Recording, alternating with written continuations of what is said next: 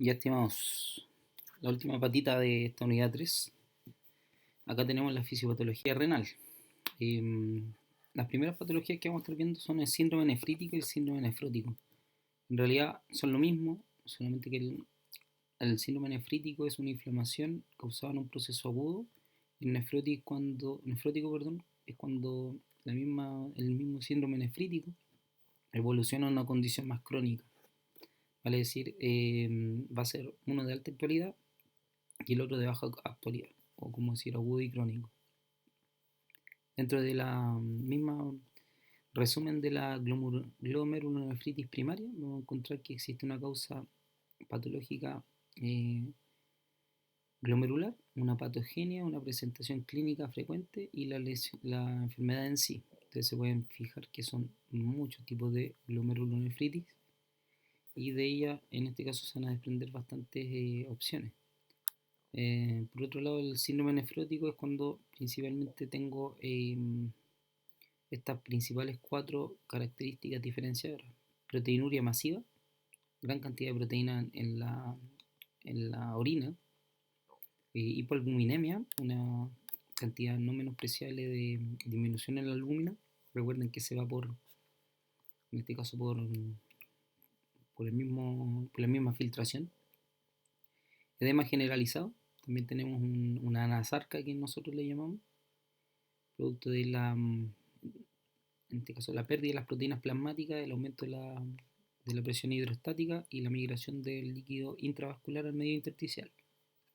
Y por otro lado tenemos la hiperlipidemia y la lipiduria. También tenemos ahí eh, gran cantidad de lípidos, que aquí dentro de una clasificación de la hiperlipidemia estaba la hipercolesterolemia y también está la pérdida de lípidos por la urea, que es la lipiduria o la colesteruria, que justamente es un homónimo.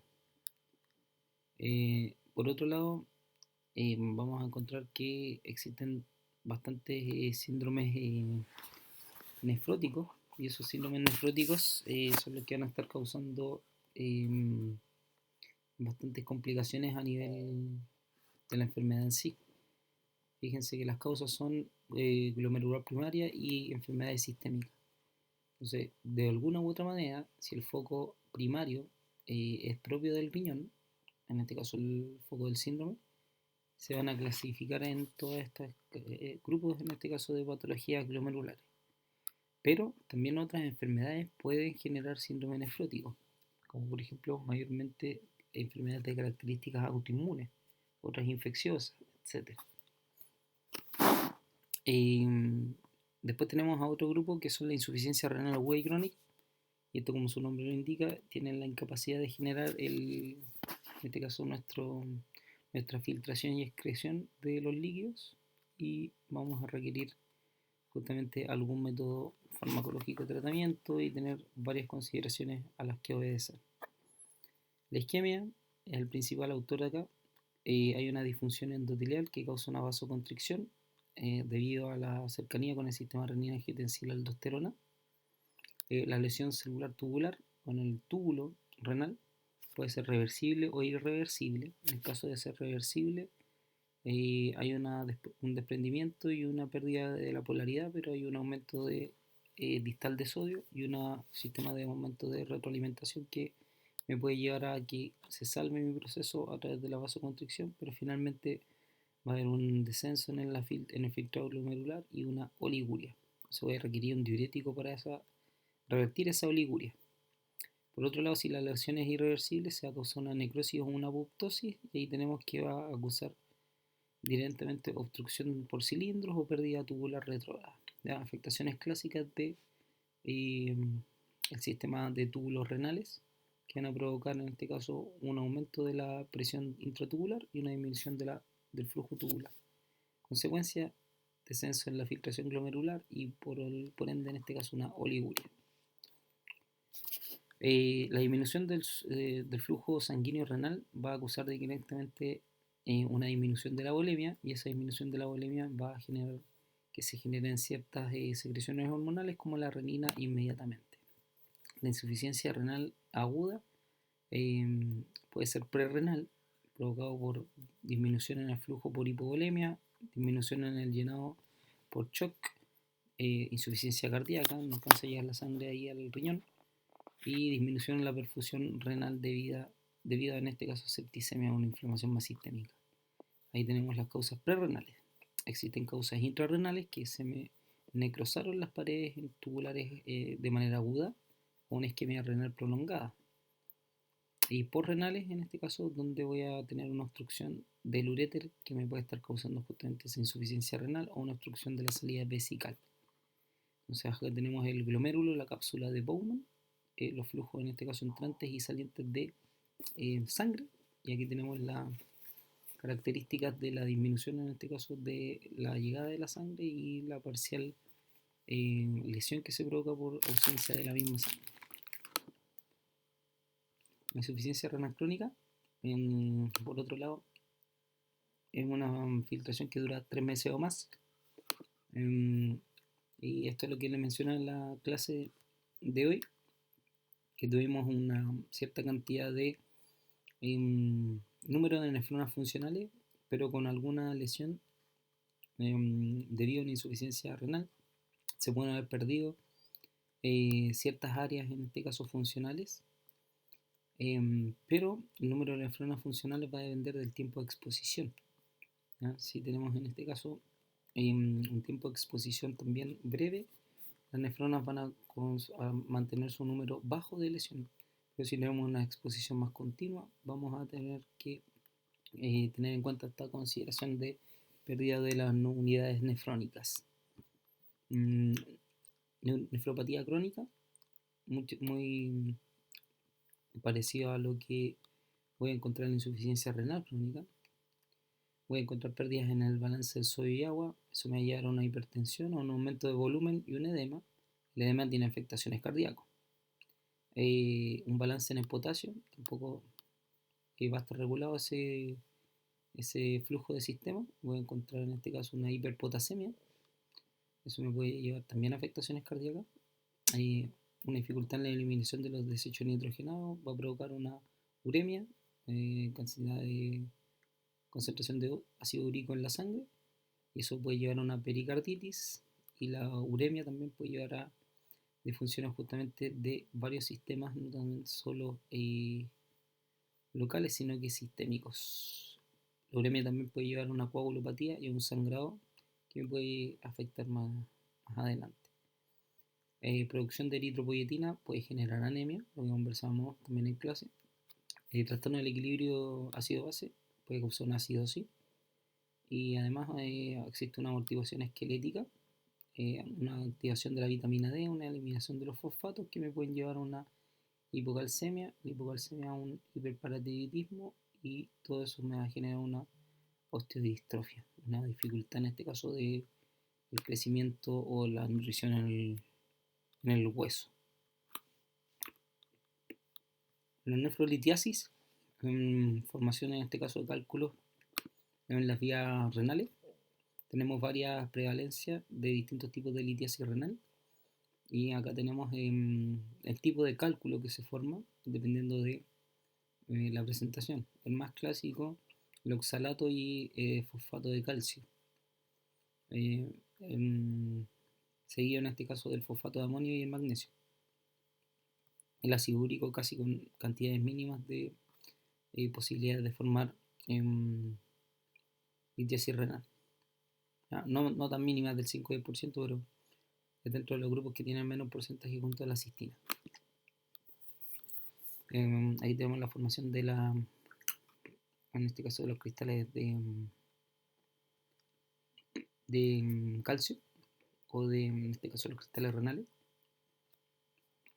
ubicados en la pelvis renal y causando una obstrucción o una disfunción en dicho riñón. Tenemos trastornos del equilibrio hidrosalino, que esto se relaciona con las cantidades de agua y sodio que ingresan y salen del líquido intravascular al intersticial. Existen ganancia y pérdida.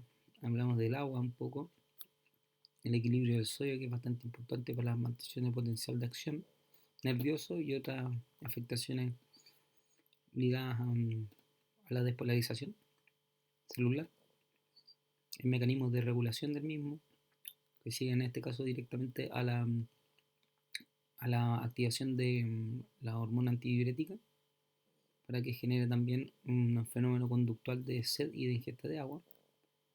Y por otro lado, existen otros trastornos también secundarios, en este caso al sodio y el agua, que son alteraciones en los líquidos intracelulares y extracelulares. Manifestaciones, en este caso, de las alteraciones en los líquidos isotónicos, hipotónicos, hiponatremia, hipernatremia, etc. También pueden ocurrir trastornos del ácido base cuando tenemos afectaciones renales y tenemos mecanismos del equilibrio ácido-base alterado. Y vamos a encontrar que en la función renal no solamente afecta al riñón en sí, sino que tiene afectaciones respiratorias. Por otro lado, tiene trastornos en la amortiguación química y un aumento en el metabolismo celular producto de esta insuficiencia renal misma. Vamos a ver que dentro del equilibrio ácido-base también se pueden generar trastornos en las bombas naturales que existen en nuestro cuerpo, al igual que las concentraciones de ácidos o las concentraciones de las bases que existen dentro de nuestro cuerpo, y eso puede provocar una acidosis metabólica, que es una desregulación que ocurre a nivel de la formación del pH o la metabolización, en este caso, del bicarbonato o las constantes salidas de ácido al medio intersticial o la hiper en este caso presentación que existen los ácidos a nivel intracelular. Alcalosis metabólica también podemos estar observando en el caso de la baja presencia del espectro ácido y la alta presencia del espectro básico en cuanto a los iones que existen dentro de mi cuerpo.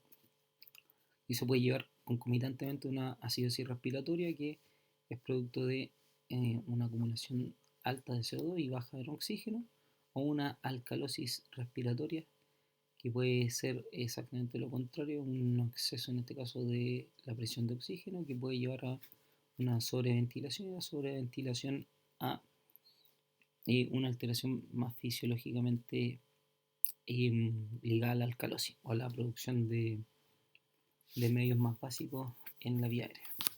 Estas son las diapositivas que vemos hoy día para que sigan potenciando su estudio. Les metí también las diapositivas que hablamos durante la clase y dijeron ahí entre de dónde sacan los conceptos y todo eso, así que las metimos, ¿no? Recuerda el sistema renina-angiotensina, aldosterona y la importancia del mismo. Ahí está el IMC, pues. Ahí están los cortes, los que decíamos hoy día. Para que no se les olvide, chiquillas, ahí se los dejo.